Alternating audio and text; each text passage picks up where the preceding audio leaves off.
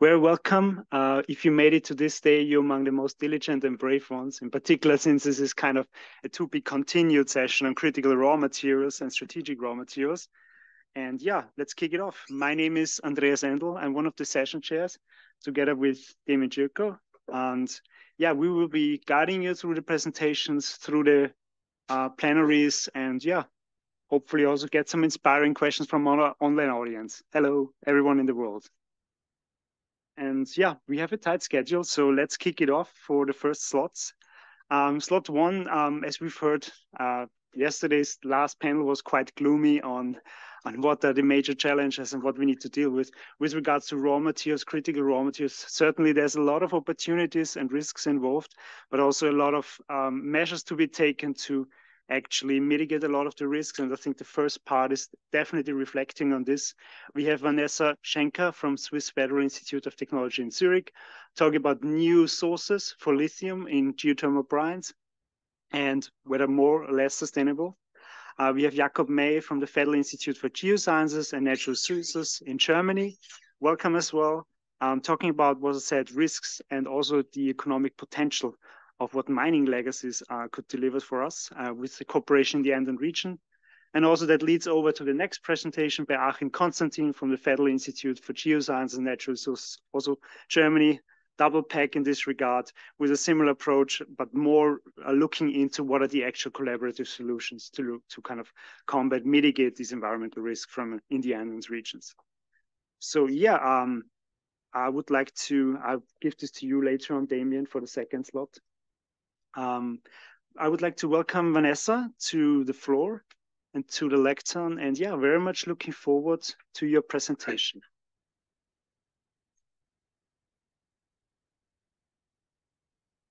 Hi, I'm Vanessa. I'm a PhD student at ETH Zurich. I have a background in geology, and now I'm doing my PhD in life cycle assessment. And today I'm going to talk about a new source for lithium and, well, as the title already says, if that is more sustainable than the other sources around the globe. So this is my title slide, exactly. So talking about lithium, well, I think it's not a secret anymore that the demand needs to significantly increase. And this also means that the production volumes needs to significantly increase, but also that new deposit types are now becoming relevant. And one of them is the geothermal brine, and that contains lithium. And the main idea is to not only extract energy from them, but also to extract lithium.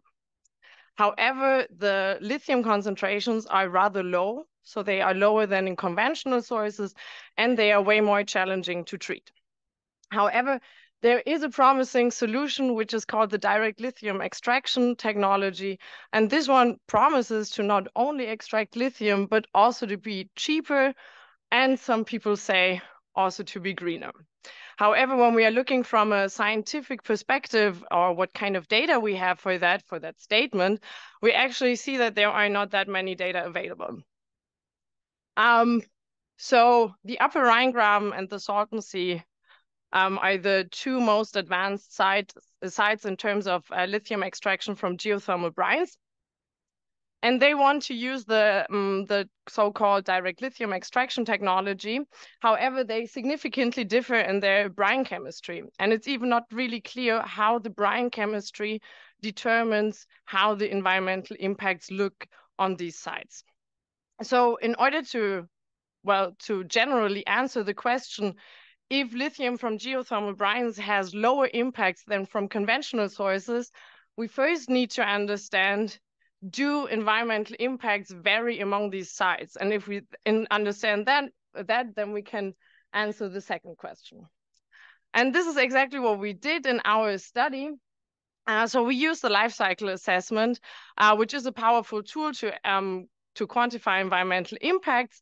And we defined our system by looking at the lithium extraction. So when the geothermal brine is pumped into the lithium carbonate production plant until the final product is produced. And we are looking at 1 kilogram of lithium carbonate with a battery grade.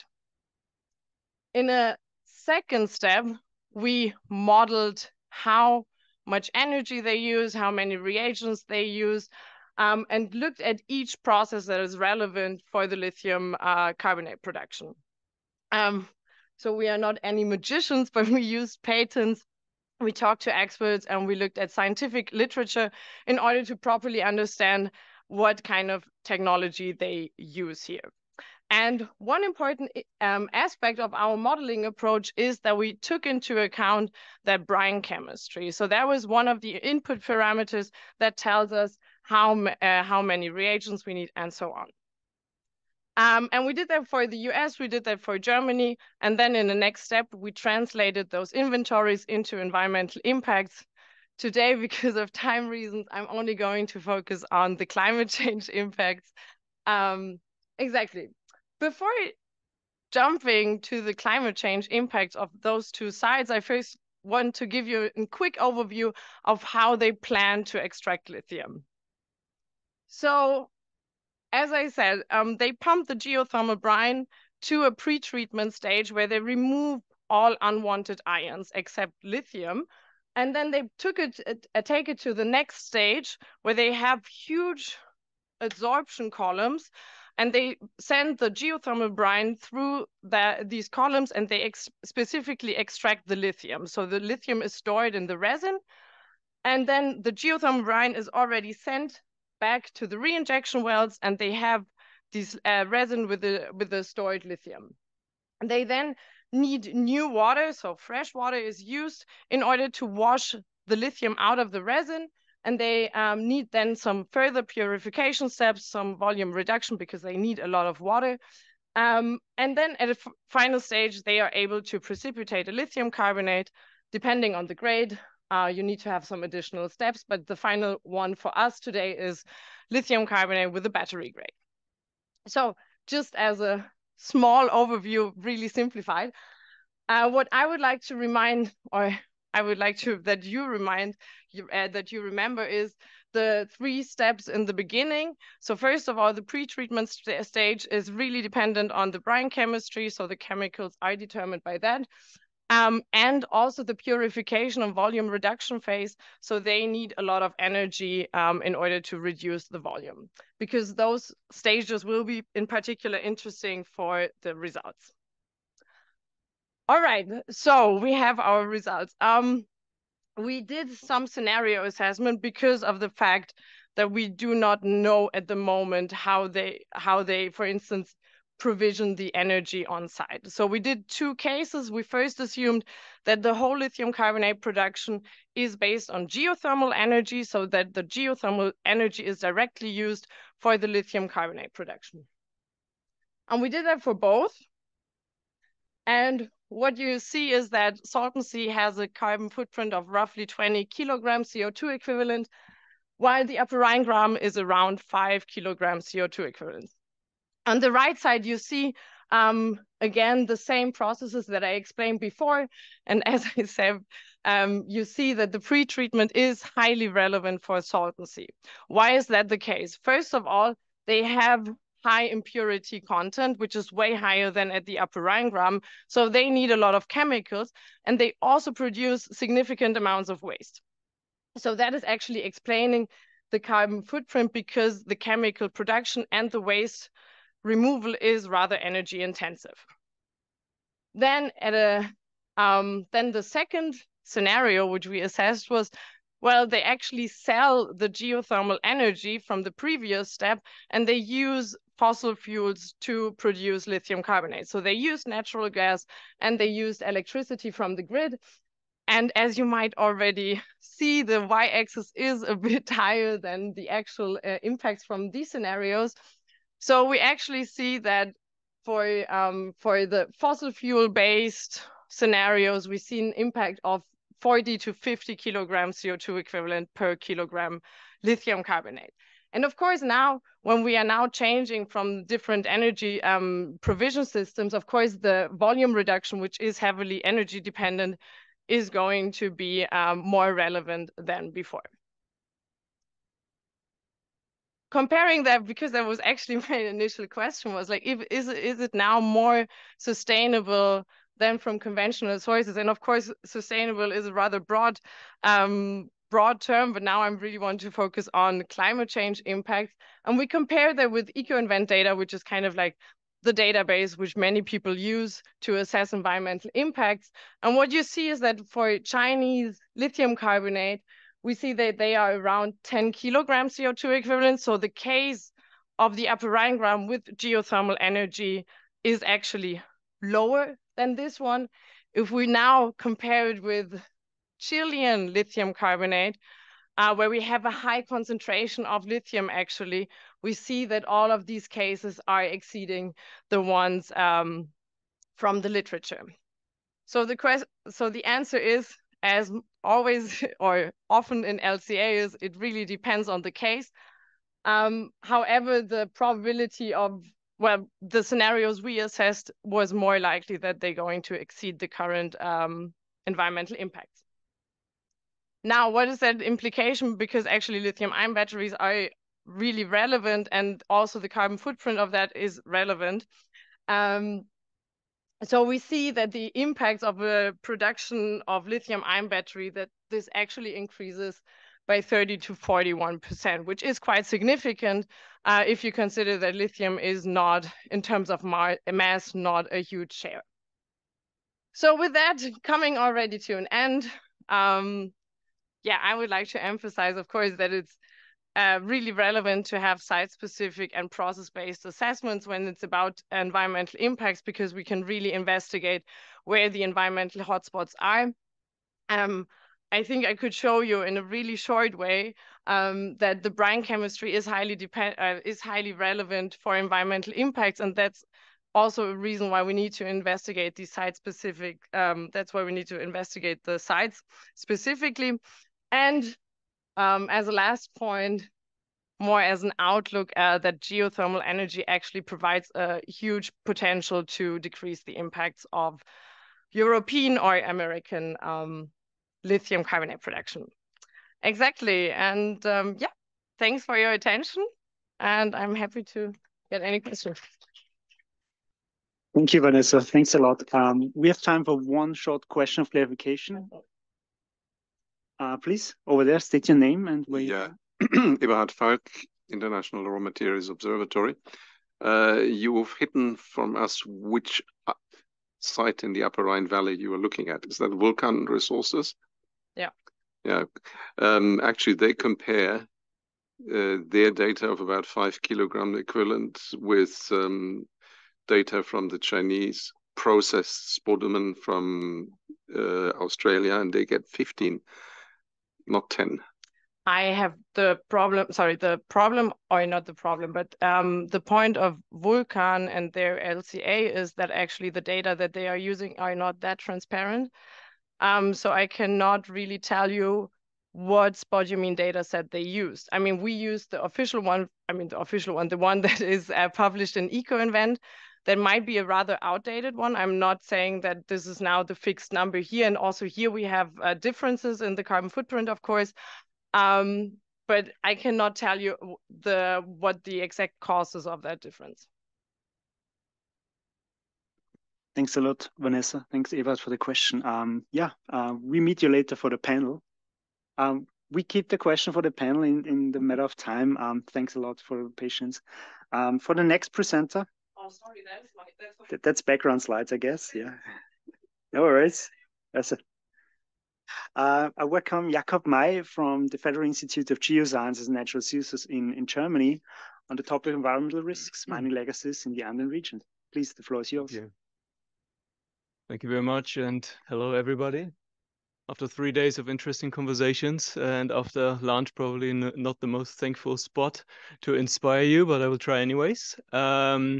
So my topic will be, as introduced already, the environmental risk and economical potential of mine legacies in the Andean region. I'm working for the Federal Institute for Geoscience and Natural Resources based in Hanover, but myself working in the regional project MINSUS in the Andean region, where I'm based in Lima itself. I think I don't have to set the stage really when it comes to the effects of increased demand that we see. I think the last couple of days have shown very clearly where we are heading, and also the more challenging supply of these minerals. So I will just skip that. However, I want to mention that it is critical to reimagine the supply of the critical minerals, where we are actually getting these from. When what we have heard in the last couple of days in many discussions, I think mainly we focus when we talk about circular economy about the recycling, reusing, and refurbishing of material. However, it must be clear that the majority of the material will come from virgin material, and it can also be supported a little bit by the reprocessing of tailings potentially. So the objectives for once, the economical, so some economical cases can be made from reprocessing tailings, but the main effect, the main objective that I want to focus on is the environment.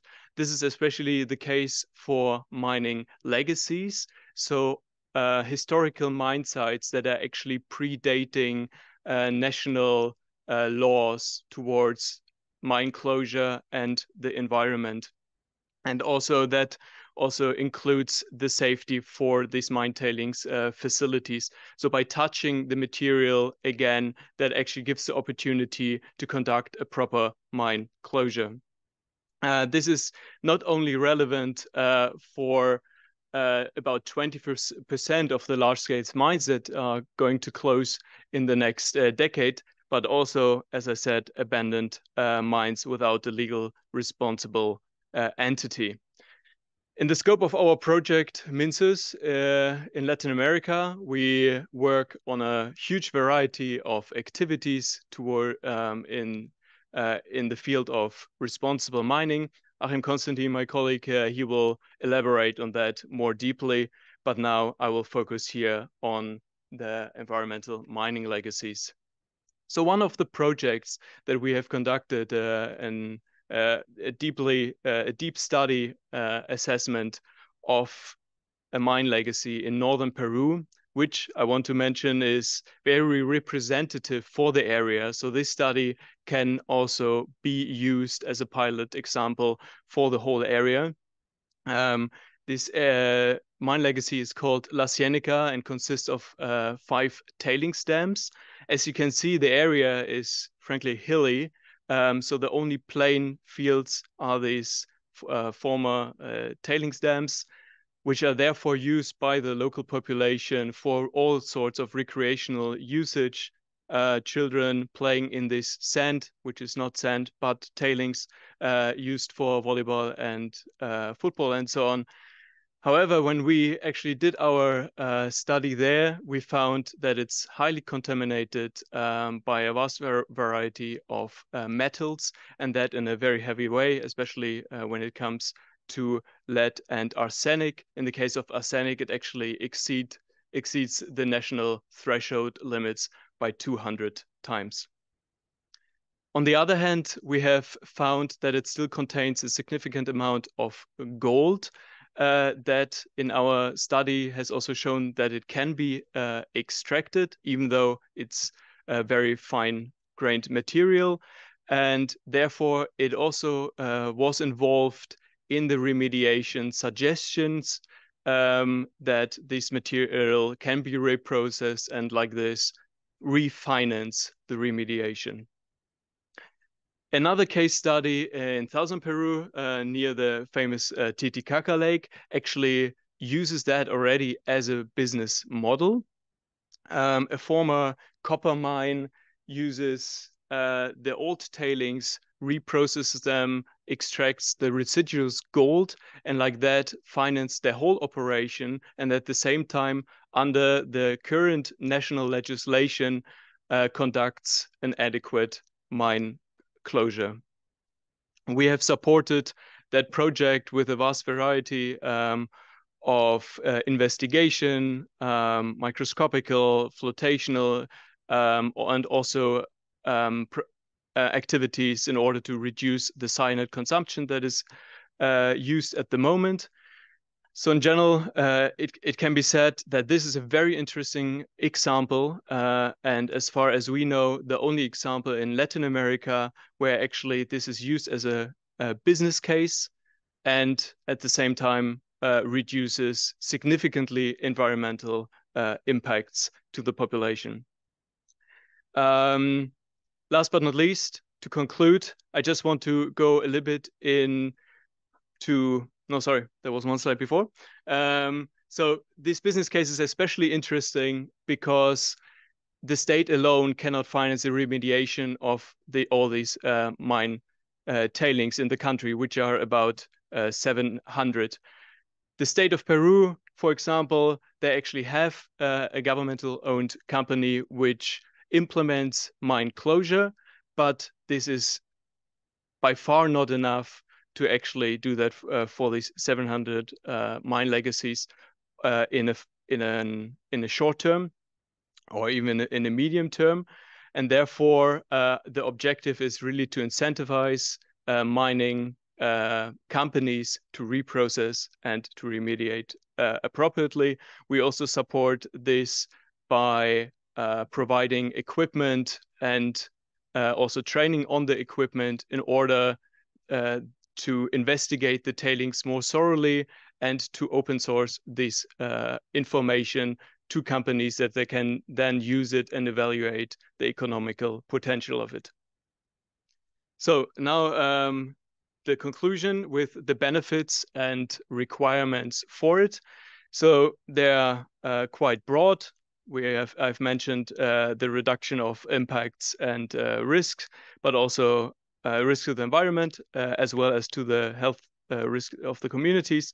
It can contribute to a small extent also to raw material supply chains, reduce opportunity costs, create new business opportunities, and which is especially important, contribute to social license to operate. We see that as also in generally mining favoring countries such as Peru, this becomes more and more an issue. And without the social license to operate, there will be no new mining project in the future. So to actually clean up the waste and to give the signal to the society that this waste is dealt with in an appropriate way is extremely important. The requirements to actually make use of these benefits are for once that's very small, dedicated regulatory framework, which is often non-existing in these countries. The technology is often not there, so it's technology very difficult often to reprocess these very fine-grained materials, to raise awareness for the environment and the social benefits, and often governmental intervention. I think we will hear later also by Michael that often the business case is not there in a way that it's actually economically viable. Therefore, it would be important also that the government supports these with subsidies also and give information, explorational information to the companies. Thank you. Thank you, Jakob. We have time for one question. I think the gentleman in the back, yeah, with the blue shirt. Yeah, thank you. I can understand why you use gold to pay for the remediation, but for the energy transition, we need other metals and minerals. Do you also extract other elements, and if so, which ones? Yeah, just first of all, to make clear that we don't extract anything there. We just support the investigations around it, and it has just been that these are the current use cases. What we have done, for example, in the second pilot project, is also investigate for rare earth elements, if that could be also an extracted material that could be extracted by the company. In that case, it was not found, but surely in other cases that would make sense. Yes. Thanks, Jakob. Yeah. We see you later in the plenary. We come to our next speaker, Achim Konstantin. Again, Federal Institute Geoscience and Natural Resources in Germany, and another case from the Andean region, more on the solutions and collaborative approach. Yeah, welcome. Thank you very much. Actually, in the next few minutes, I would like to give you a background about this MINSUS project, which was already mentioned by Jakob. This is, let's say, collaborative endeavor, which involves us, BGR, the Geological Survey of Germany, but also GIZ and our regional partner, the UN Economic Commission for Latin America and the Caribbean. So the MINSUS project, the title is pretty long. It's a regional cooperation for sustainable mining in the Andes countries, and therefore we christened it for the acronym MINSUS. And our work is commissioned by the Federal Ministry for Economic Cooperation and Development of Germany, the BMZ, spanning across 6 Andean countries, which are Bolivia, Chile, Ecuador, Colombia, Argentina, and Peru. And in line with ICLAC, or the project serves as, or the ICLAC serves as our regional ally, while our domestic implementation partners are usually ministries for mining and environment, but also other regulatory and licensing authorities, but also the geological service of these countries. And moreover, our collaboration also extends to civil society, including NGOs, universities, research institutions, and even the private sector. So the goal of the project is to foster environmental and technical conditions in selected Andean countries, facilitating the establishment of sustainable or responsible mining and mineral supply chains in line with the 2030 agenda, so achieving the sustainable development goals outlined by the United Nations.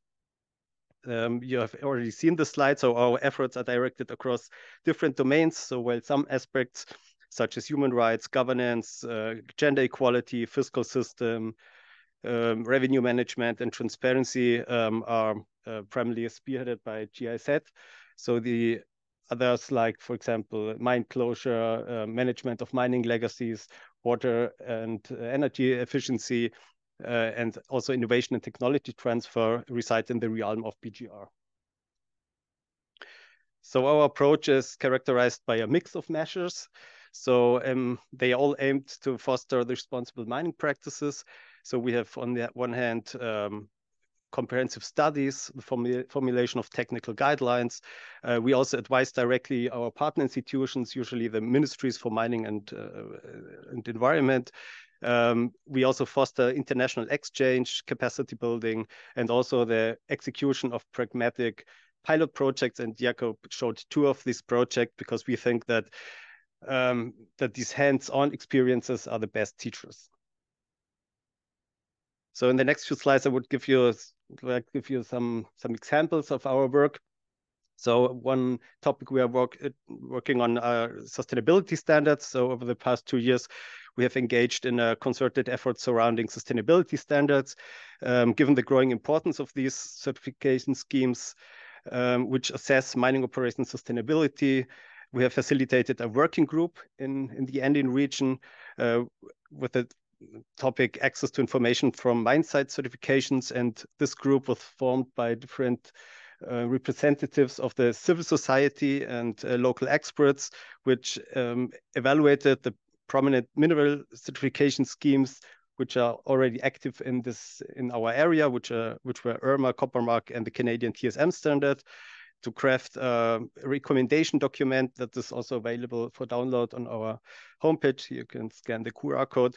And this document aims to make certification schemes more useful for local stakeholders by offering, in this case, 10 concrete recommendations.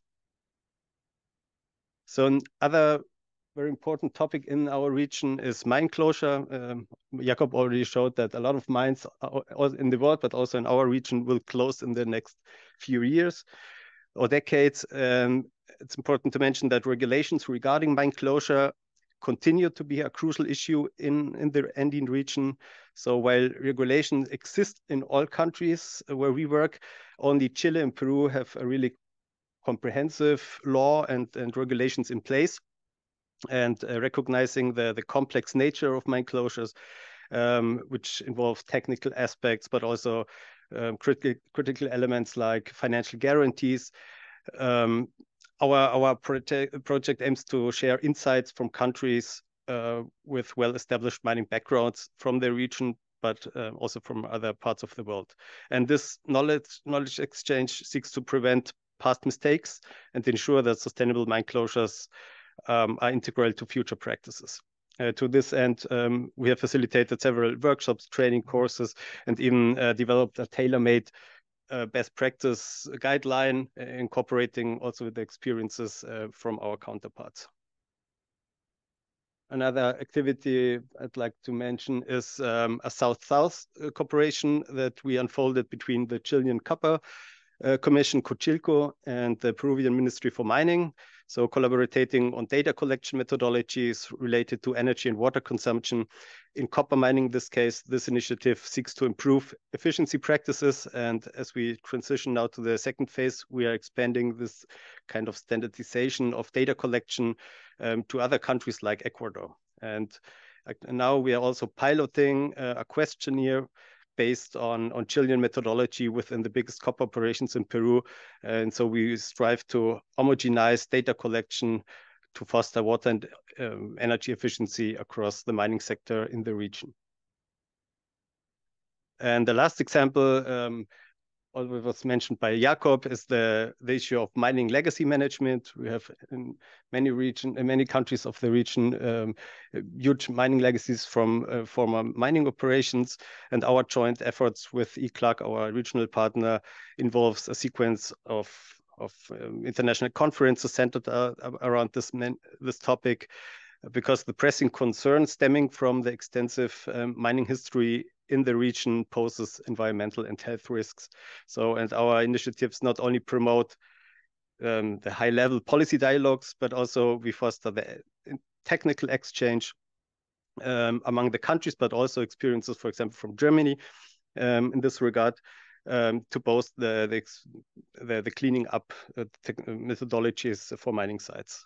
And as already mentioned, we also did practical trainings here. You can see a drilling rig we donated to the Geological Survey of Peru to investigate especially abandoned tailing ponds, to assess also the environmental risk, but also to explore the potential for reprocessing mining waste to recover valuable metals.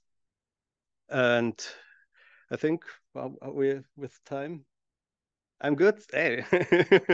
So yeah, maybe I would also like to mention that a part of the technical side, together with our partner, we also are very committed to give advice to our partner institutions.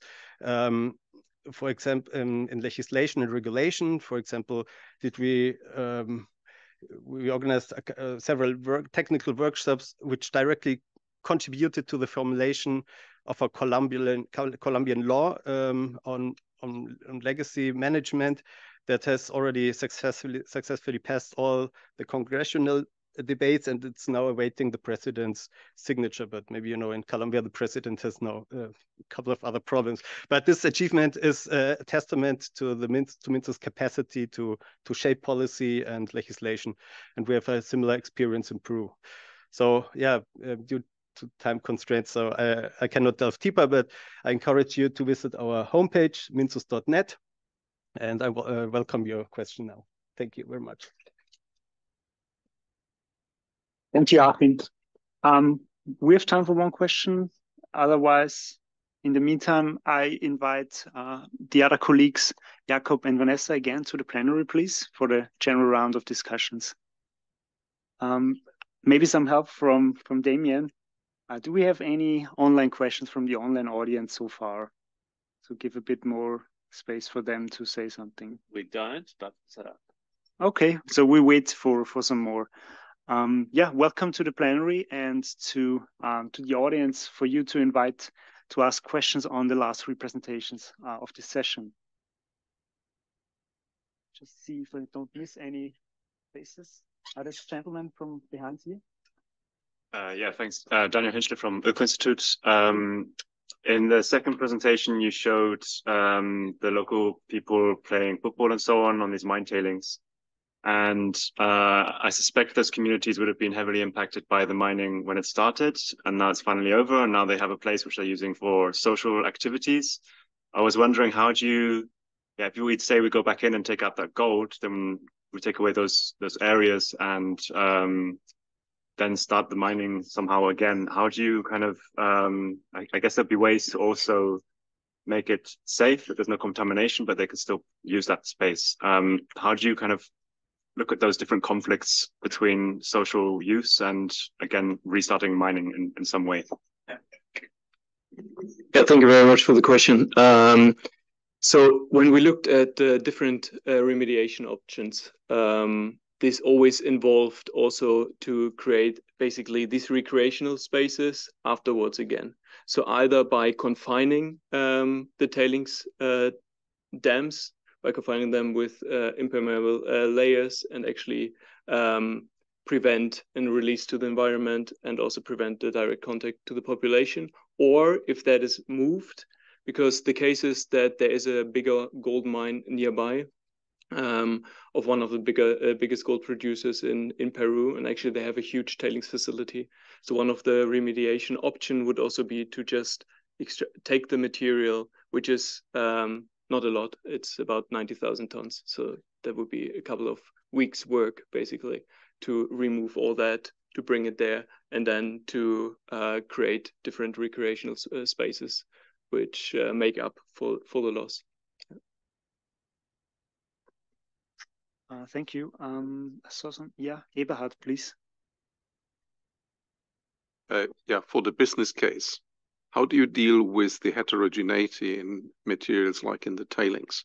Because that's one of the major challenges, that you don't really know what's in there until you embark on a really extensive sampling program, because classical exploration techniques don't work on tailings.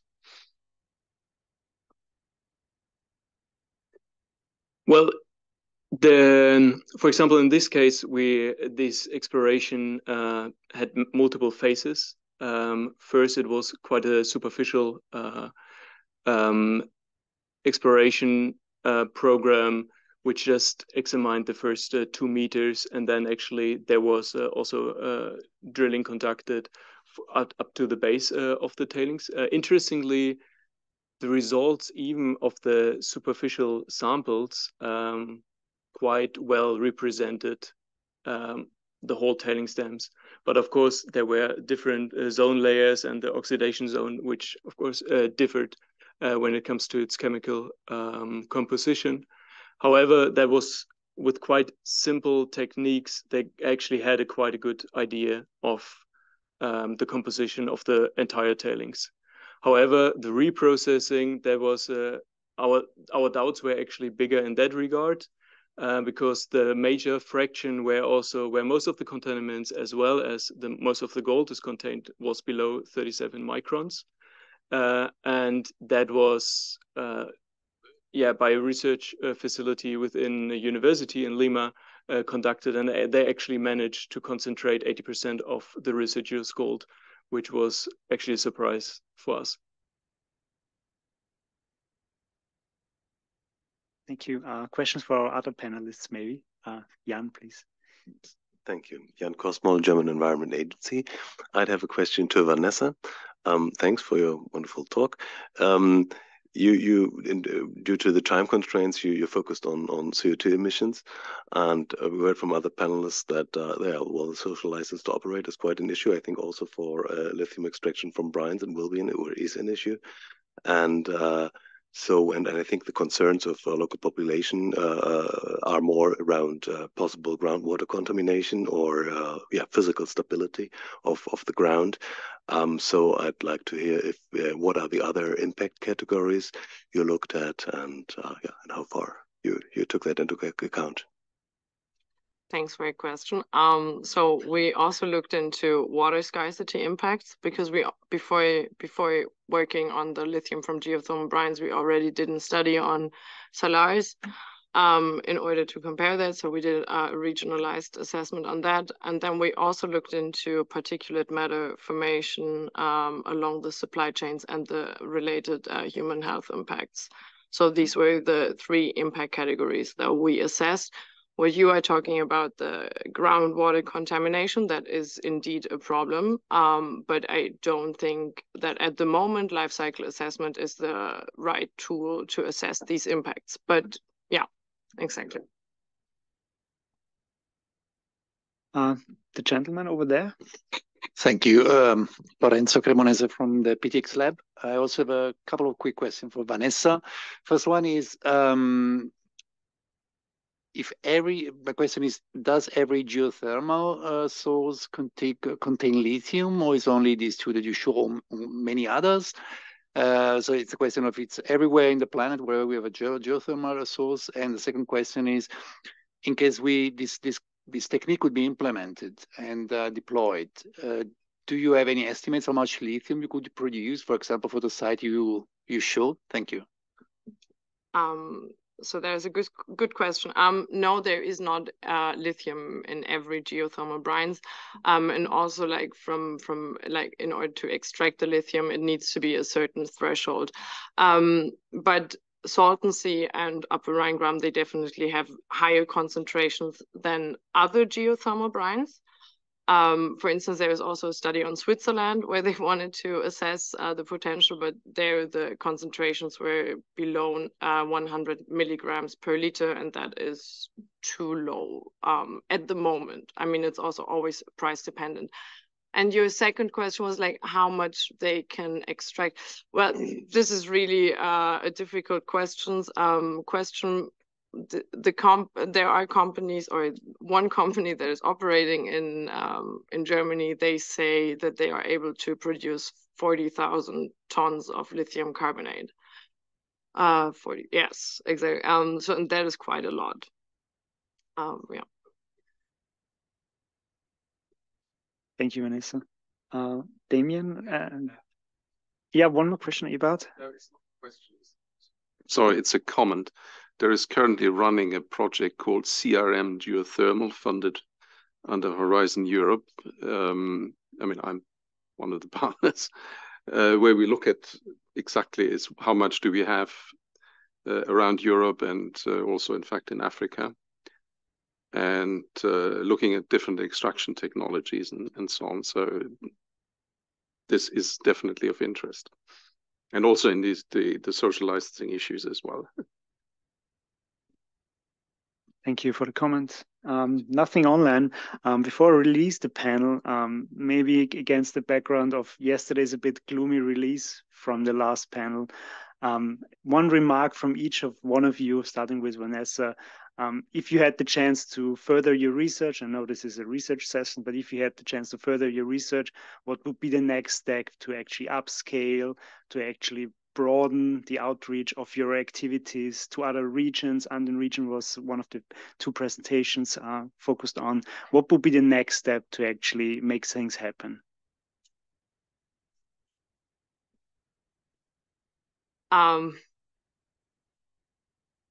What? It's a complicated question.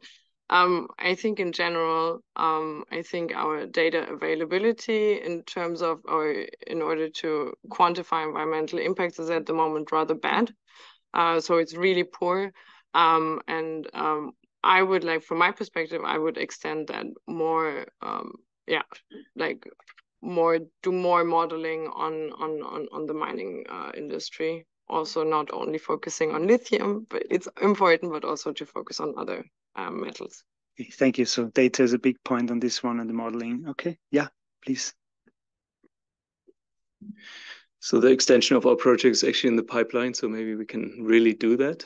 The next steps in regard to these research activities would be, for once, actually to actually get the data sets, more comprehensive data sets of the mine tailings facilities in the country, and to then use that to actually mitigate environmental impacts and to provide the private sector with the information to maybe conduct this remediation and exploitation.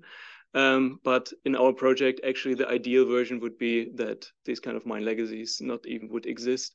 And this is what we also mainly focus on the countries that don't have this long mining history. Thank you very much, please. Yeah, I would use the time to make a comment, because when in many of the countries I've shown, they have a very large mining history going back hundreds of years, starting with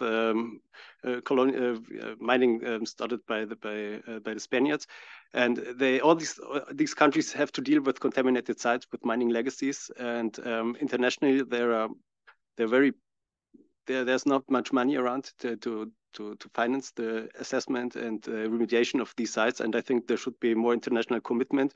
Maybe it's not so attractive to deal with brown problems. It's much more attractive to deal with green issues, and I think that would be what I would hope is that there would be more international efforts, because most of the copper, the gold that we extracted, that have been extracted there, went to our countries. So I think there's also kind of responsibility that we have, because we didn't pay a fair price for these commodities, because we didn't pay the mine closure, we didn't pay the aftercare measures. So I think this is a challenge for the future. Thanks a lot, Achim, and thanks for.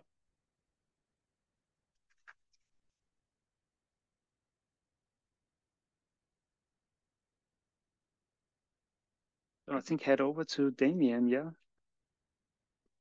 Thank you very much. And should we have a silent standing ovation for the panelists and a stretch of our legs just to mark the distinction between slot 1 and slot 2? We want to make sure we're all ready for next suite of our 3 good speakers.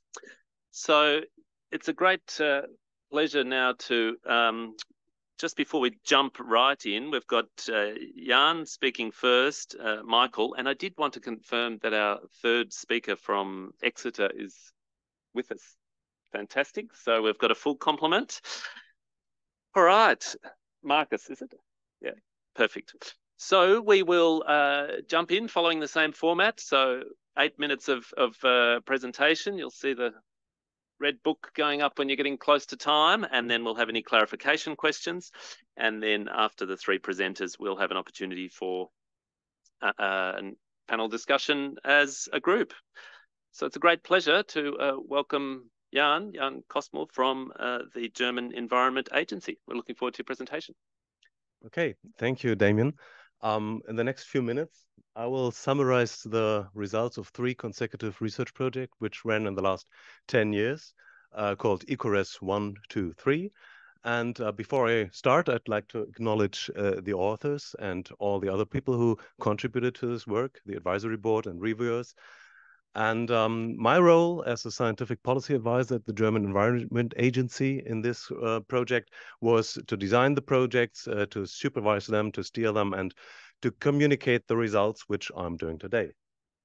So the initial research question was, how do environmental impacts and risks of mining operations affect availability and criticality of materials?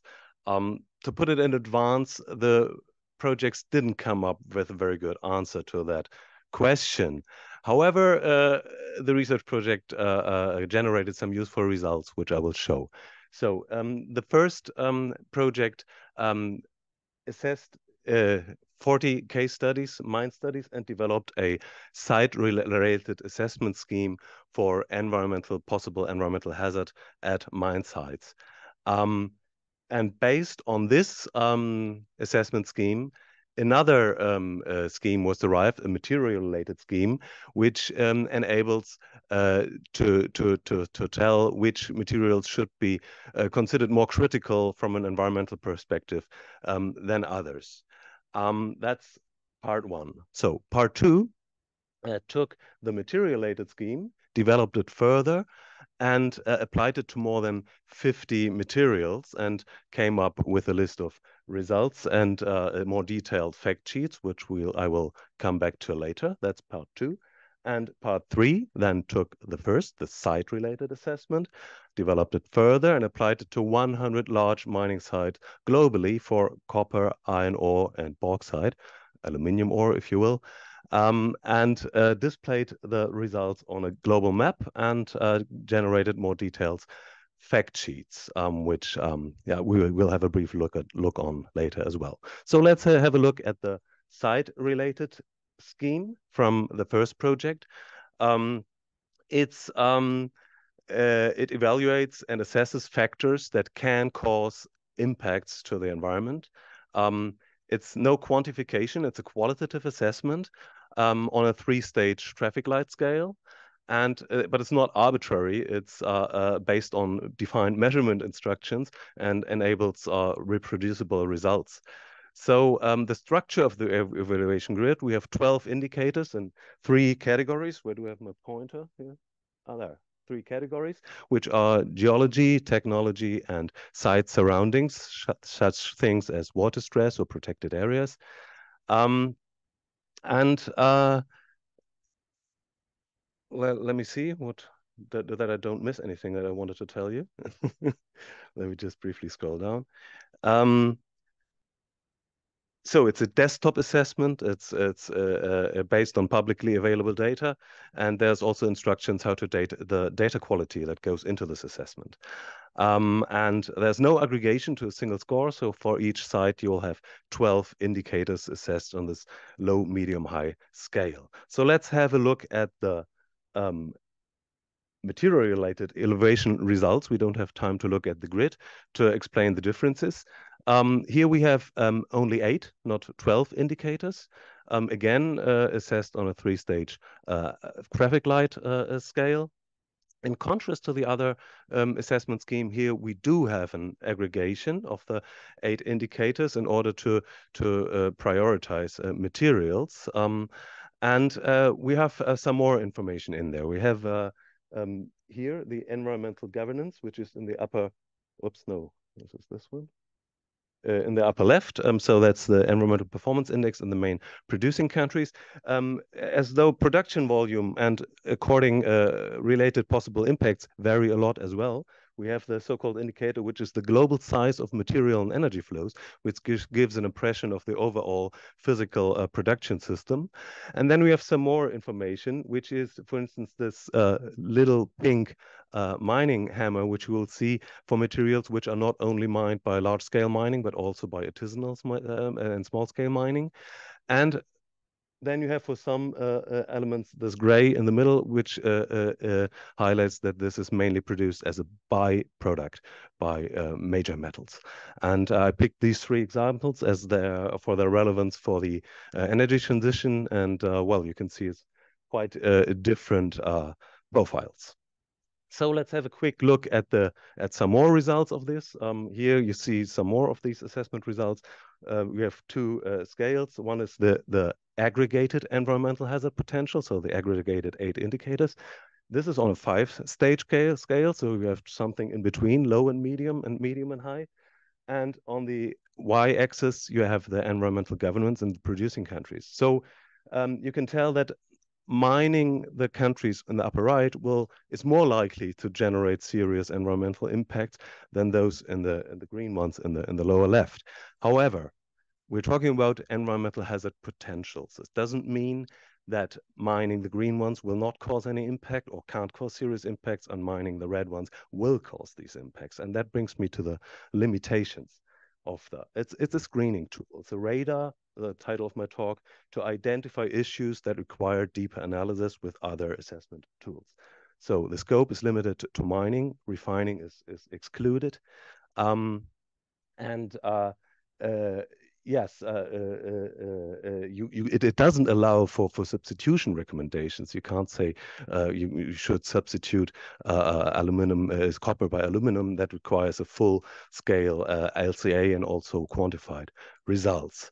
So let me see if I forgot anything that I wanted to say.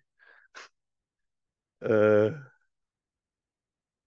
I think those were the main limitations. So let's have a look at the map. So that's the map, the most recent publication from this project series. So when you open the link, you can use the QR code up there. You will land on this map, and then you will have an opening screen which you can read and then click away. And if you click on one of the dots, no, you have the standard map tools. You can you see the scale, you see the coordinates, you can zoom, and well, you know that from other map tools. And when you click on a dot, you will see the assessment results for that mine, and you have a link to the fact sheet with more detailed informations. Then you have the possibility to use layers here. where you can show the assessment results on the map. This example is probability for probability for perogenesis with heavy metals. And then you have another option. You can filter the map for certain, for combined criteria, which is, for instance, here, all copper mines in area of high water stress. So that's what you can do with a map. And what's in the 100 fact sheets, they are structured in 4 chapters. I won't go, oh, that moved here a little bit.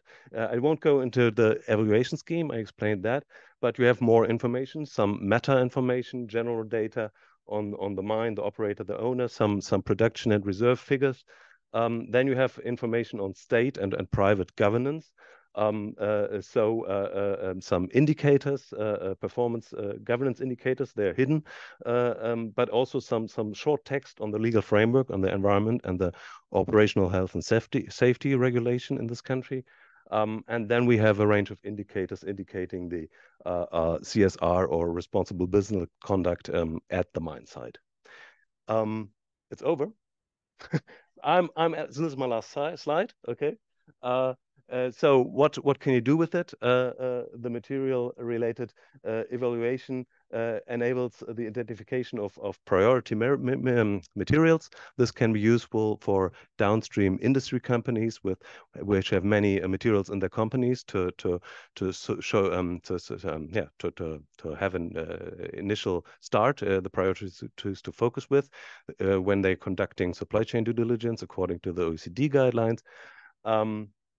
And the site-related evaluation is more interesting for various line of actors, maybe for authorities, mining and environmental authorities in mining countries with limited capacities.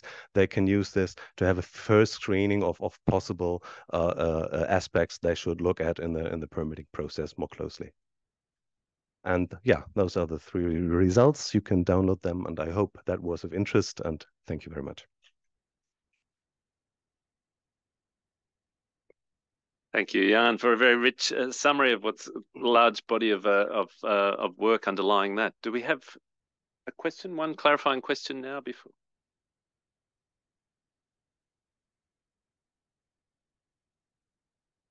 What's just to follow on from the theme of the last panel session, it might be nice to pick up in the panel discussion just where to from here that you're hoping to look ahead. So sure. Thank you, Jan. And now it's my pleasure to invite Michael Haschke to the stage to speak about raw material supply for radium-222. Thank you. 226. Sorry. Thank you very much indeed. Thank you for the kind introduction. Talking about cancer-related research is a delicate issue because it can affect every one of us, and you'll understand in a minute. Please allow me to elaborate. We found a recipe to extract radium-226 from phosphogypsum. I would like to explain why this is relevant, why this can be really touch on everyone's life. Just a little word about me. I'm in charge of innovation and EU relations at DMT Group, which is part of the TÜV Nord Group. And when it comes to phosphogypsum, phosphogypsum is a waste product from the fertilizer production. So just to give you some understanding, for every ton of phosphate related fertilizer, they produce about 4 to 5 tons of phosphogypsum. So in the past, it was considered a waste product. Annual production is around about 160, 170 million tons. Florida alone produces 20 million tons of phosphogypsum every year. The relevant institutions such as IEA, UNECE, and also the International Fertilizer Agency, Julian, thank you for bringing me into this contact. They have picked up on this, and they have changed their opinion. They have changed their attitude. Phosphogypsum is no longer a waste product. It's in fact an inventory, a precious inventory, and let me tell you why. It does contain rare earth elements, neodymium, dysprosium, terbium, and praseodymium, which you can use for magnet production. It can be used, if recyclable, for cement and gypsum plasterboard. And it has the most precious resource, what I think of all, it's radium-226 with an activity of around about 1200 becquerel. And it can be more, it can be less. It depends on what kind of phosphogypsum it is. This is our own measurement, so this is why I'm quoting it 1200 becquerel per kilogram. There was a research project, it was called RAF was Safe, it was with EIT Raw Materials, and we're very grateful for the funding of this. However, this project has evolved further. This is no longer research. We are currently patenting this technology. It will, from next year or the other one, it will be actually commercially for sale. So what kind of market do I see? I see the rare earth element market. Yes, potentially you can extract the rare earth elements out there. However, let's look at the concentration, 80 ppm this for neodymium, dysprosium 34 ppm. So overall a low basket value versus a very high separation cost for rare earth elements. And the overall rare earth element concentration is less than 1%. Just for comparison, a nice mature rare earth element mine currently operating has around about 5%. Just to give you a reference frame. So we do see a strong market for potential gypsum supply, because the EU gypsum market is the demand is increasing, but the production of gypsum is decreasing, and especially once we complete the coal phase out, there will be no FGD, flue gas desulfurization gypsum from the coal combustion plant anymore. So we will run, and 60% of the gypsum will actually is currently being supplied by that. So we got to find a way of produce more gypsum, right? So here's a potential alternative.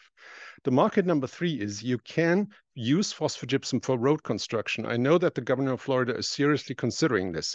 However, they need to get rid of the radioactive content first. And they actually, the Environmental Protection Agency has a very serious limit, which is less than 370 becquerel. Remember the radiation I just talked about, 1200. So we got to find a way to reducing this to 370. Otherwise, there will be no phosphogypsum for road construction. And the market number 4, what I think is the most promising one, is the raw material, highly sought after raw material 226 for production of radiopharmaceuticals. And I'm talking the production of radium-223. You cannot use radium-226. You have to process it. You have to push it into a cyclotron or a nuclear research reactor. You have to irradiate it with protons. You will reach a different decay chain, which eventually reaches radium-223. And the resulting medication is actually shown on the lower right, Xofigo, which is also available on the European market. Feel free to ask your urologist. My own urologist is prescribing Xofigo not to me, to other patients, right? So this is really sensitive material. There are other currently working groups developing actinium-225 is the hottest topic on the market that is being produced for medication. And talking about medication, it's actually called targeted alpha therapy. Just a very brief introduction how the alpha therapy works. It's essentially an alpha particle emitting isotopes that is mounted to a tumor selective carrier molecule. And this is being injected into the patient's veins. It travels through the bloodstream. You actually need 6 injections for the whole medication. And it recognizes the cancer cells because every cancer cell has an antigen on the cell surface. So you have a finder molecule and you have a target molecule. So, and this is really the brand new thing about this. So once this radionuclide reaches the cancer cell, it unlocks the cell, it goes into the cell and does what it does best, emitting alpha radiation. Alpha radiation does not reach very far, about 5 to 10 cell diameters. That's as far as it can travel, right? On its way, it will destroy the cancerous DNA so that the cancerous cell can no longer reproduce, so it stops the cancerous tissue growth. Clinical studies are completed and success rates are very high. They are so high that the more and more radionuclides for targeted alpha therapy are currently being developed. I can share some of the news. They're putting billions into this. The radiopharmaceutical companies worldwide, they're putting billions into this. So this is the alternative to chemotherapy and existing to currently available cancer therapies, because chemotherapy and radiation therapy affect the immune system of the body, whereas alpha therapy only affects the actual cancerous tissue. So here you are having phosphogypsum right with a link to the forefront of nuclear research, nuclear medical research. what we see is we don't have much radium-226, so the demand is vastly exceeding the availability. There is not enough radium-226 out there, but there is a source. Now we know that there is a source. Phosphogypsum holds the potential of producing radiopharmaceuticals that you need to treat the cancer patients. We have an increasing ability of cyclotrons, which are the accelerators that you can use. Around about 10 million will buy you a cyclotron, 10 million US dollars, and you can start producing radionuclides yourself after you have done all the permitting, of course. So that means that the increasing availability and now the resource availability means that a single new drug approval in the US or in Europe will trigger even further an absolutely enormous demand for radium-226. This is the availability. Every green dot is a phosphogypsum tailings. Make sure you address the sedimentary ones, not the magmatic ones, because the magmatic ones don't have much radium inside. I'm telling you that and I know this because I'm talking to our US client. DMT is currently patenting this with our US client. 50,000 US patients are currently awaiting alpha therapy, but they are waiting it because there's not enough raw material to get treatment. Just to give you a feeling, for one dose, and every patient needs 6 injections. One injection requires processing of about 2 to 3 cubic meters of phosphogypsum, right? But you need 6 injections. Right, and in order to get the full treatment, also a word on the pricing: 27,000 euros for 6 injections, roundabout. So let me sum up here. Phosphogypsum is considered an inventory, not a waste anymore, and it's a very sought after source raw material. It's no longer research; it's being implemented. It's actually happening. There's a very high demand for this. Again, I mentioned 2 to 3 cubic meter. If you assume a leaching efficiency, this is where we're currently sitting at, of 70%. So we are able to extract 70% of the radium from phosphogypsum.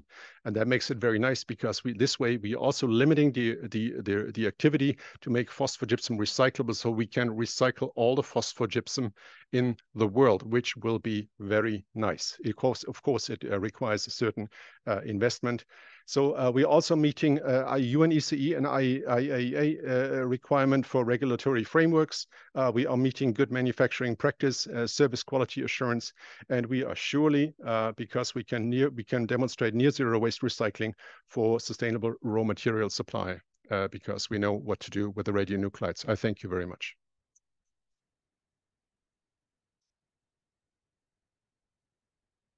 Thank you very much, Michael. I'm sure that stimulated some good thinking amongst the audience. Do we have any clarifying question? Oh, yep. Hi, thank you very much. I'm a bit confused, to be honest. So you said the clinical trials have been done or are about to finish, and at the same time you said that 50,000 patients or so are waiting for this medical procedure. So could you maybe clarify at what stage this therapy is? Thank you. It's being applied. It's available. Contact your urologist. He will prescribe if he finds a certain condition inside your body. It's fully available. You just make sure that your health insurance is covering this. 50,000 patients cannot be treated because of a lack of critical raw materials. See, once you irradiate the radium-226, and once you start producing radium-223, the half decay time is 11 days. You need to ship it immediately. You need to inject it immediately. There is no storage life for this kind of medication. Every patient gets its own dose produced on demand. So the clinical studies have been they are completed for radium-223. Don't misunderstand, they are ongoing for actinium-225, which is currently the newest radionuclide. Thank you. And briefly, Mona, was there also one from you?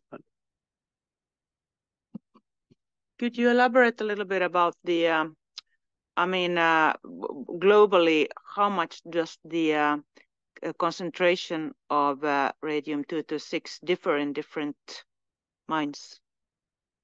I have the figures in the back of my head for South Africa. I think I remember, but I do have our South African branch in the background. As far as I recall, please, Herman, do correct me. Phalaborwa has a radium-226 activity of roundabout between 200 and 600 becquerel because it's magmatic deposits, right? It's not as high as sedimentary ones. What we see in the Middle East, we see activities of roundabout 1,000, 1,100, 1,200. They go up to 1,600. But our own measurements, I would like to concentrate on what I've seen, what I've measured myself, is around about 1,200. Thanks very much, Michael. It's excellent, and we'll keep the questions coming in the final discussion. So much appreciated. And now it's a great pleasure to continue the story. We've started with looking at raw materials, have got some valuable elements out of what were stockpiles. Now we're zooming out to a circular economy view and about to hear about a virtual circular economy observatory and work that's been happening in the UK. Okay, thanks very much. Yeah, imposter syndrome. I'm not a geologist. I'm not even a rare earth specialist. I'm an economist and a data guy. So I was really sort of hoping you'll bear with me, but I really appreciated that last talk. We've got family members going through chemotherapy at the moment, so we know the damage that's caused by current techniques. So impressive stuff. So hopefully I bring some good news. So what I work in something called the circular economy, and I've been here for 3 days, and I think the circular economy provides a structural solution and a systemic innovation framework for a lot of the issues that are being discussed here today and on previous days. So some of you may have heard of it, some of you may not. It's based on 3 guiding principles. It's based on designing out waste at the outset. It's about circulating materials, components, and products at their highest value for the longest time. Most important, it's about regenerating natural capital, and boy, do we need it. The challenge we've got is that the global economy is operated on hugely efficient, optimized linear value chains for over 100 years, probably since the time of Henry Ford, if not before that. So there's no wonder that we're struggling to find solutions to turn that sort of tanker around.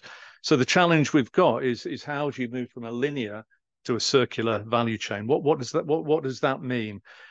In our world, and what I'm going to explain briefly is to do that, you need to understand the inflows.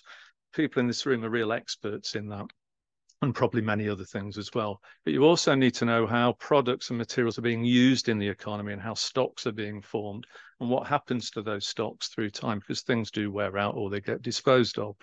And you need to be able to do that at a range of scales, from nano through to macro. You need to be able to do it across different sectors, and you need to do it across multiple KPIs and metrics, because everyone's got their own question.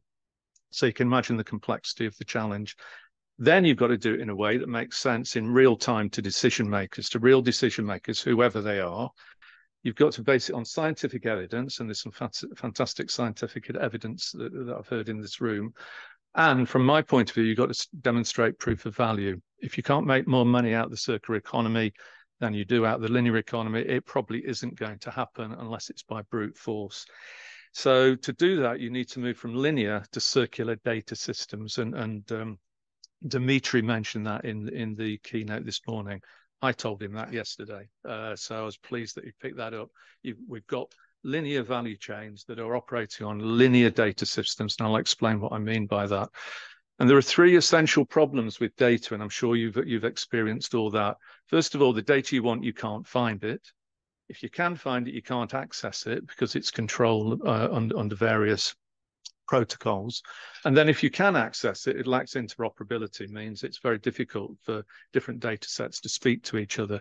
So that inflow, use, outflow relationship is really difficult to model.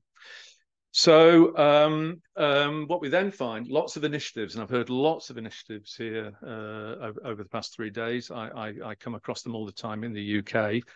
And that's fantastic, but what we need is an integrated, common, consistent taxonomic ecosystem of data pools for the public good. That's what we need. That's the challenge. So what I'm going to present in a minute is just 3 or 4 slides on a case study based around a rare earth permanent magnet. And you might ask me why, because if I don't know anything about it, why did we choose that? But it was funded by the government's Office for National Statistics as part of the UK data modernisation strategy, which came out of the pandemic, where they realised that government departments don't share data with each other, let alone with industry. And there's all sorts of reasons for that, to do with the way they procure data, the politics of it. And what we find is that therefore government spends a huge amount of money commissioning data, but the problem with it, it's really slow, it's out of date by the time you've got it, it's expensive, and by the time you've got it, the policy questions have changed. So it's a real waste of money and it's a real waste of time. So the challenge then is, how can we build a data system that is dynamic, it can be updated, it's forward-looking, not looking backwards into legacy systems, it's at lower cost, it's reusable, it's open access, it's updatable, it's transparent, and how do we embed that then in policy, academic, industry, communities, so that it becomes practical and useful? And the reason we chose rare earth permanent magnets is 3 years ago, everybody was looking at batteries. Nobody was looking at rare earth permanent magnets in the UK. We talked to industry, we talked to government. They said, why would we look at that? That's a really cheap product. Lithium-ion batteries is our big challenge. And we also chose it because we realized if you try to find data on the rare earth permanent magnet, which is a fundamental component of electrification, decarbonisation, you cannot find it in the UK statistics. So you've got this major policy commitment, but you can't find anything related to it. So, am I going the? Okay, just briefly, the bigger challenge I'm involved in is building a UK circular economy data observatory. We're funded by the UK government and Research Council for £30 million across 5 national centres, of which one is the Critical Materials Centre based at Exeter with Francis Wall, who some of you who will know. And this is just an illustration here of the challenge and why we need to be able to link materials at this level through to policy at the top level. We need to be able to make those vertical integration, because we've got a large number of policy commitments, we've got thousands of products, we've got millions of components, and we've got 118 elements. Is that right? Has it changed since I did A-level chemistry? Okay, so we'll move on. And by a value chain, what we mean is this. There's the linear value chain across the bottom. If you want to go circular, you've got to bring in some reverse loops. So that's what we mean by that. Here's our fundamental model. Here's our value chain. To be able to provide the people at the top with what they want, we need a whole range of data sources. And we've heard today the challenge of getting good, accurate, reliable, verifiable data on the inflow. It's even harder on the use of on the outflow. So I'm just going to say a little bit about how we do that. What we've found is, even though you can't find rare earth permanent magnets in the current National Material Accounts or Standard Industrial Classification System, when you start to look around, you start to find all sorts of public data sets that you can actually start to piece together in a jigsaw the relevant data that you need. We take that data, we put it into a system dynamics model, and then we generate outputs based around relevant KPIs at macro, meso, and micro level, depending on what the policy industry questions are. So it could be GDP, it could be value chain, it could be circular economy reverse options. Here's a case study. We were approached by a government department last November who said, we want to know things about the rare earth permanent magnets. They'd suddenly woken up and said, we don't know where to go. They gave us 15 questions, and there's just 4 of them. We said to them, well, if we can't help you, what are you going to do? So we'll have to commission a study. How much? £100,000. How long will it take? Probably 12 months. So within 2 days, we were able to give them the data they wanted from those data sets that they publish themselves in government, they don't use for the purposes that they're expressing interest. And what we've then putting all our outputs onto a dashboard that's open access and is able to be utilised by anybody who's interested in this topic. That was my last slide, so thank you.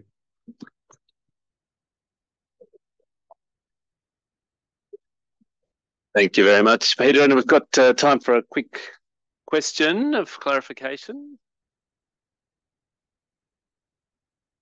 No? Well, let's have... Okay. Do you want to join up on that? Yeah. Mention it now, and then perhaps let's take it together on the panel. It seems like a very interesting, complex data model structure, which I will surely have a closer look. My question is, because my colleagues are working on similar stuff, does it also include prognostic elements for future recycling option in terms of, you mentioned urban mining? So what will be the possible recycling potential from wind turbines going out of service in 30 years and so on? Do you have this kind of information in there? Absolutely. Yeah, I mean, that's the sort of the use outflow stage is looking into the future to 2050. So first of all, get your stock flow model, look at the size of the opportunity. Where are we now? And then what I haven't had time to say is then we build a small, agile industrial consortia of the relevant actors who are looking into the future themselves, but don't have time to do this sort of work. And then we start to establish, well, what are the different solutions in the future? What are the infrastructure investment requirements? Where are we now? What would it look like? What's the business case? That's the advice that we give. And things where we're really short on is prognostics around products in use, you know, maintenance, obsolescence, technical defects. So that's what we're working on at the moment. Thank you very much. Can I invite you now to take a seat at the panel together with Jan and Michael? And yeah, it really sparks the thinking we've heard about sort of the radar and here not only for hazards, but with the work you've just presented, you know, we can see opportunities, and got in the middle the specific opportunities that some you know, focus can help us to seize. So it might be nice to bring that theme to our discussion now. What I'm proposing is perhaps that we take a couple of inputs rather than questions one at a time, because I know we've sort of got just under 10 minutes, and then maybe we can fold those in together. So do we have some inputs? I am conscious, being a male co-chair hosting an all-male panel, that it would be good to tap into the broad wisdom in the room and make sure we get some good voices. Oh my God, what was the name of the last speaker? Peter. Yeah. Peter. Do you want to just come to a microphone just for the online group, please, and just thank you. Hello, super interesting panel. Thank you. My name is Susanne Gudalowski. I'm from Sverdi. I wanted to ask, obviously, if you had thought to put your valuable data set that you collected together, would you be open to share that for the future digital product passport? Or have you thought about using digital product passport technology for your case? Sounds good. Thank you. We'll take one on digital product passport and data. Have we got another then at the back? Yeah. Hello, my name is Ole van Allen. I'm from Inland University of Applied Science in Norway, and I also have a question to Peter. We model also with system dynamics models, and also try to find the flows that go into the economy and that flow out to the economy in form of products. And I wonder, like, how did you find the different kind of product categories and classified them into different sectors? And also were you able to trace the demand, like in that sense, because we have problems to link, like we know what is going into the economy in our model, but we don't have like a possibility to recalculate the demand based on that because we link it to material models. And I would like to have a discussion, maybe even beyond the panel, how you solve these kind of issues. Thank you. All right, take it away. So first on the digital product passport and sharing, and then the product categories. The red button will illuminate and magnify your voice. Yes. I press it. Yeah. Yes. Okay. Great. Okay. Yeah. Well, when we started the work for the ONS, it started off as a blockchain technology-led approach, because it was supported by the HMRC, Her Majesty's Inspectorate for Trade and Revenue, Tax and Revenue. And they thought that was the solution. And I think we did a lot of work on looking at blockchain, and there are quite mature blockchain solutions already in place for inbound supply chains. People like Google and others are doing significant work on provenance. So the whole digital piece was part of what we were looking at. So the challenge we had was that the value chain didn't exist and the data didn't exist. So it's very difficult to create a blockchain solution for something that doesn't yet exist. It works quite well for well-established, documented systems like the inbound.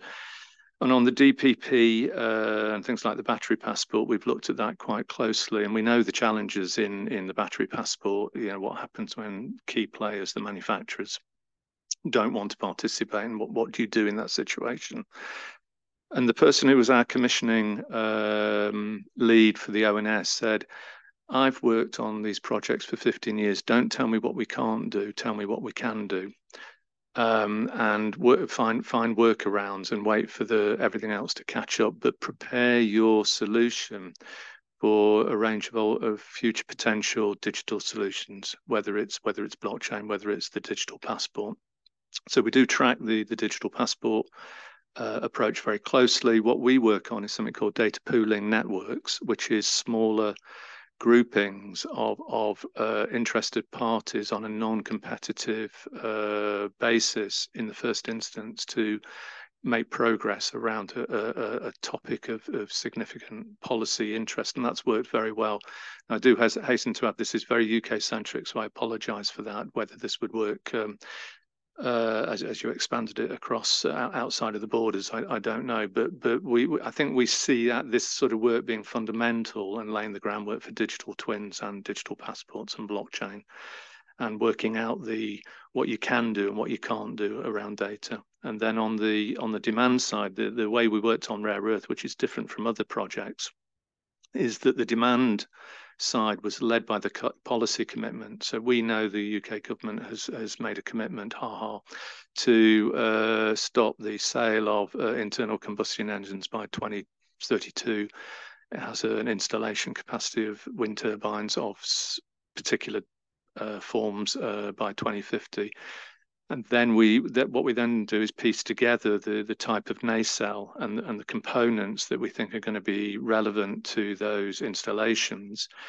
But the point I made about updatability is that as time progresses, we can validate. And what we're trying to do is create an automated, almost API, possibly AI solution, that the data sources and data sets are linked back to their original source so that we can pull them through as technology changes or as policy commitments change, as they have already for internal combustion engines. So that's how we dealt with the demand side. We deal with it differently on other product categories, but we can talk about that outside the meeting. Thank you very much. And any other reflections? Yeah, Mike, no? We might have time for one more round of questions, and then you will have to get your phones ready for the voting. It's imperative that we do fast and effective voting just before the final plenary. I've got a question for the audience. Bring it on. Yeah, research money is used to fund a lot of studies which collect a lot of data. Okay, and a lot of that data then sits in academic or research archives or SharePoints or whatever. Okay, so one of our ambitions is can we find people who've working on historic or recent research projects who've got data who would be willing or interested to collaborate? Because the observatory we're trying to set up is to be sufficiently agnostic and open source to allow people to import their own data if it's been through a peer review process. We found some success of that with our research council, which is to stop spending money on collecting yet more data for another one-off project. That means that you then can't use that data to its maximum advantage. So would people be, anyone who's interested in maybe even having a conversation about that? And I heard about the resource material observatory in one of the talks about can we find some ways to collaborate where the work we do could feed into bigger entities. We're publicly funded. It's not a career move for me. I just want to make sure that what we do is valuable and impactful. The answer is very short. We don't collect data. Yeah. Please. As mentioned before, my colleague is intensely working on urban mining, and we're currently in Germany setting up or starting to develop an urban mining strategy. And at the same time, he's building a database with a dynamic stock modeling. And I think you would be definitely interested to get into contact and find out ways how to share data or combine data and make it available for science and the public. So I'm happy to establish that contact. Thank you. Excellent. That's really great. We're at time now, so I'll just ask the panel for a final brief closing word down the line. Really just what you find most exciting about the work we've heard of, not only in this slot, but across the session here. Do you want to start, or is that too much? What, looking ahead, what you think is most exciting, most promising? Could be personally, or it could be for the planet. Well, I started with a research question. I mentioned where we didn't find the good answer to. I think I'd really, in terms of research, I would be very interested in this to explore further in the numerous interrelationships between environmental impacts, social license to operate, and the implications for security of supply and also long-term material availability. I've read some papers on that also from Australia, some interesting ones, but I think there's room for a more elaborated concept. Thank you. Thanks, Jan. Michael. Maybe I can elaborate a little more on the comment that I had yesterday at the end of day session. I hear a lot of description of doomsday and really negative scenarios. We simply don't see that. Yeah, I'm involved in way too many things such that I can simply not support that. And I just demonstrated yet another example, a life-saving example. So I simply don't see the negative side. I see so many developments. The European Commission does a great work in putting out initiatives. We are developing standards. We are auditing these standards to make things better. So one of the panelists mentioned, I don't want to give the people hope. Again, I do, and this is life-saving hope. So I think that just to leave on a positive note. Thank you. Nice note, Michael. And Peter. Yeah, I think the convening body for this 3 days has a fantastic opportunity to build on the huge number of inputs and insights and intelligence that I've heard over the past 3 days. And from my perspective, trying to build some sort of ecosystem of data pooling from the different areas would be brilliant, and we're just one small player in that. And I think my key message, which sort of reflects the previous comment, is focus on what you can do, not what you can't do. So keep promoting, however bad things look, and they look pretty bad in Britain at the moment. Focus on what you can do, and don't get dragged down by the negativity of the challenges. I've been around long enough to I read Limits to Growth when it came out. So I'm that old, so